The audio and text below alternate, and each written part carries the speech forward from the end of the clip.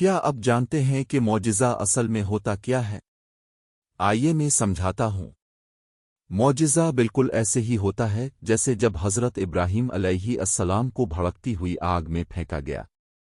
اسی لمحے آگ ان کے لیے ٹھنڈی اور بے ضرر ہو گئی۔ اب سوچ سکتے ہیں آخری لمحے تک انتظار کیوں؟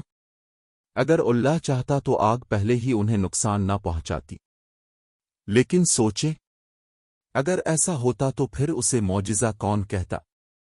اصل سبق یہ ہے کہ جب تمام امیدیں ختم ہو جائیں، جب دنیا کے سارے راستے بند ہو جائیں، اور جب ہر کوئی کہہ دے کہ یہ ناممکن ہے، تو وہی وقت ہوتا ہے جب اللہ پر پورا اور کامل یقین رکھا جائے۔ یقین رکھیں کہ اللہ آخری لمحے میں بھی تقدیر بدل سکتا ہے۔ آپ اس کی طاقت کو کیوں کم سمجھتے ہیں؟ آپ حالات دیکھ کر مایوس ہو جاتے ہیں، لیکن کیا اب سمجھتے ہیں کہ اللہ حالات کا پابند ہے؟ ہرگز نہیں۔ اس لیے ایک گہری سانس لیں، اپنا ایمان مضبوط کریں، سچے دل سے دعا کریں، اور صبر اختیار کریں۔